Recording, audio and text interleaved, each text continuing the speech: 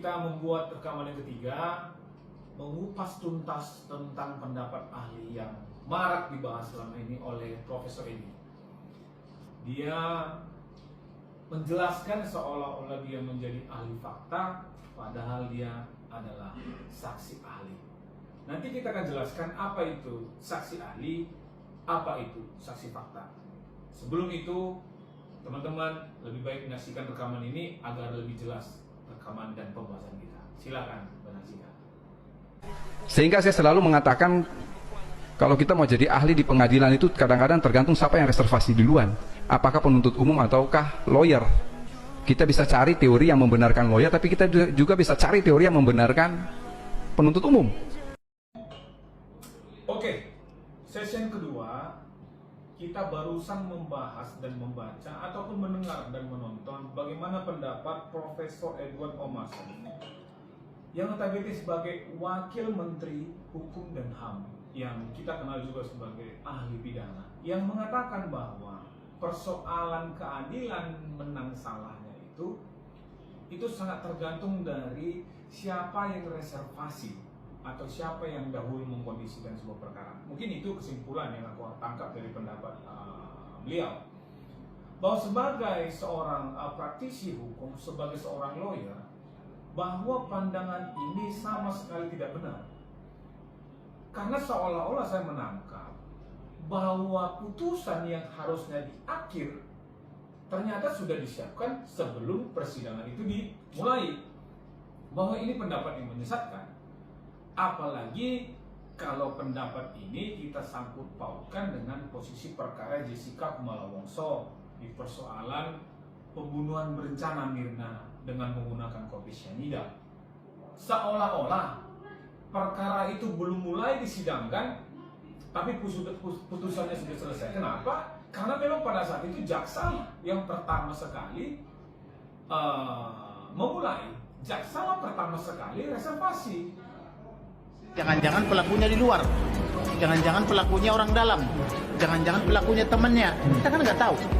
Tetapi menurut saya tanpa diotopsi, tanpa pemeriksaan yang menyeluruh, terlalu berani hakim dan jaksa menyatakan bersalah gitu loh. Netizen berharap Jessica bebas gimana Bang? Lagi Bang kabarnya bapaknya Mirna punya foto cyanida tuh Bang.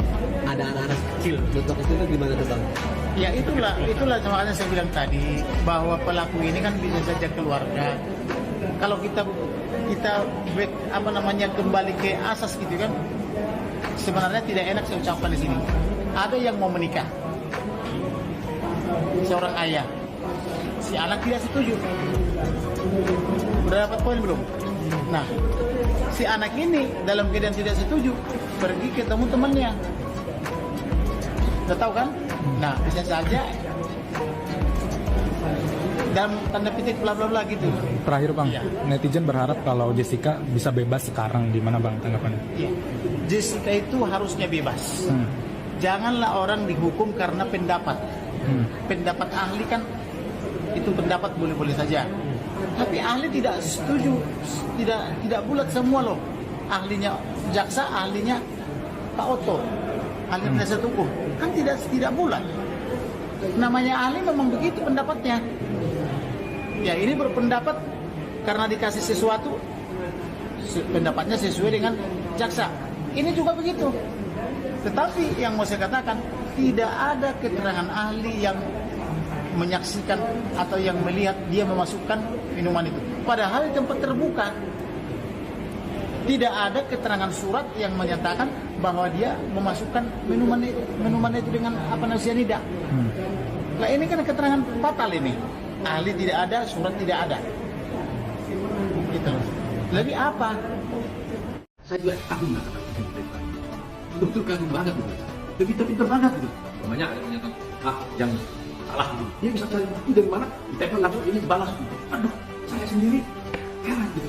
Saya banyak terbantu dari para netizen ini yang pintar. Saya kan nggak semua datanya ada. Mereka punya loh dari mana-mana. Asal si A ngomong ini salah, ditimpa sama mereka. Terima kasih ya. Terima kasih. Ya. Keren. Dan ini bagus buat bahasa Indonesia. Inilah pertamanya rakyat bersatu. Rakyat bersama untuk mendapatkan keadilan. Karena mungkin sudah lama tidak mendapatkan keadilan. Ini bagus buat mereka. Wah, jelas dong Pak. Sekarang itu netizen paling pintar dan paling kreatif. Dan saya itu paling seneng kalau netizen bersuara itu pasti didengar oleh pemerintah. Apalagi suara netizen itu dibantu oleh orang-orang yang kompeten, yang istilahnya ada disuarakan oleh ahli ya. Itu cepet banget gitu pemerintah itu bisa menerima segala apa yang di sounding oleh para netizen itu. Wah, pokoknya netizen itu luar biasa sekarang ini.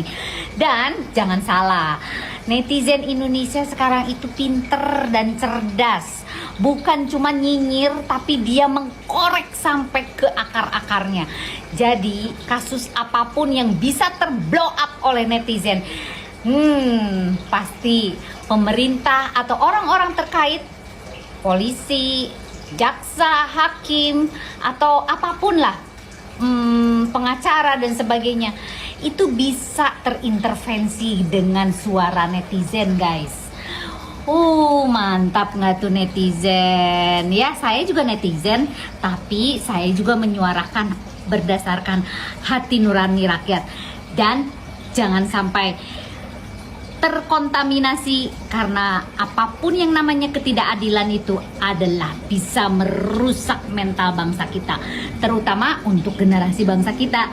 Jadi tegakkanlah keadilan, dan ketidakadilan itu bisa merugikan orang lain, dan itu dahsyat, fatal jadinya kalau kita memang tidak peduli dengan keadilan tersebut. Oke? Maju terus ya Bang Oto. Oto Hasibuan yang jelas. Abang sehat dan bisa terus menyuarakan hati rakyat ya. Salam, kita Gading. Kita sebagai anak hukum pasti tahu bahwa keputusan hakim itu harus dianggap benar dan dihormati. Sedangkan kasus Jessica sudah mendalangi 5 kali sidang. Benar Mbak, memang kasus ini sudah diuji oleh 15 hakim dari tingkat pengadilan negeri, pengadilan tinggi, sampai dengan kasasi di Mahkamah Agung, dan sudah diuji PK 2 kali. Tapi apakah Mbak bertanya, kenapa kok kasus ini mencuat lagi? Kenapa ada fakta-fakta baru yang diungkap?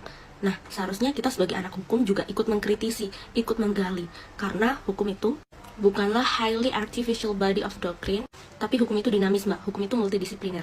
Ini saya udah banyak buku ya, ini buku-buku yang saya pelajari buat saya bikin tesis waktu S2. Mbak pasti pernah lihat atau pernah dengar ada teori hukum pembangunan dari Pak Muchtar Kussumaatmadja, terus ada hukum integratif, nah itu teori lanjutan dari Bapak Muchtar Kussumaatmadja ini, terus ada teori hukum responsif. Kalau Mbak ingin belajar hukum yang terbaru, teori modern, teori yang saat ini lagi existing tentang hukum, dan itu secara mudah, Mbak coba baca buku Ilmu Hukum di Tengah Arus Perni, bukunya kayak gini.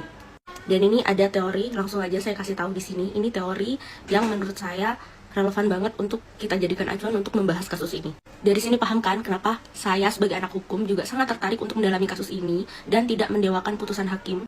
Karena hukum itu nggak bisa berdiri sendiri Mbak, hukum itu butuh keilmuan lain, hukum butuh ilmu kedokteran, ilmu kimia, dan ilmu psikologis, dan segala macam ilmu-ilmu sosial yang lain maupun ilmu saintifik yang lain. Karena itulah kasus ini kemudian ada, muncul, dan akhirnya kembali ditemukan fakta-fakta baru yang itu dijelaskan oleh pakar-pakar. Bahkan para teman-teman kita, para ahli-ahli dari bidang kimia, kedokteran, semua juga ikut muncul Mbak untuk mengkritisi ini semua. Jadi sangat nggak apa-apa Mbak kalau kita mengkritisi hakim, karena kita punya fakta-fakta baru. Karena hakim itu bukan dokter, hakim bukan ahli kimia. Dan di sini ada banyak fakta baru yang ditemukan oleh keilmuan-keilmuan itu. Dan hukum tidak boleh menutup diri dari keilmuan-keilmuan itu. Ini saya dari pagi juga udah banyak meng-highlight ya putusan Mahkamah Agung di sini. Mana yang tidak diakui oleh Mahkamah Agung sebagai bukti, padahal sudah disampaikan oleh Bapak Oto Hasibuan dan beserta ahli-ahli yang dihadirkan. Namun jawaban dari hakim hanyalah jawaban singkat dan cukup kurang saintifis ya. Selain putusan itu tadi, fakta-fakta persidangan di 2016 juga kita putar ulang dan ikut bisa kita kritisi bersama bagaimana proses jalannya sidang itu Mbak. Dan apalagi juga putusan yang tadi itu Mbak, itu juga sudah dikritisi juga oleh anak-anak ahli kimia dan ikut dihitung juga oleh mereka. Mbak mungkin bisa lihat di postingan ulang saya, di situ saya banyak merepost dari anak-anak yang ikut mengkritisi kasus ini. Jadi yuk kita gunakan ilmu hukum yang kita miliki Mbak untuk ikut menggali apa yang sebenarnya dan apa yang memang ideal. Oke?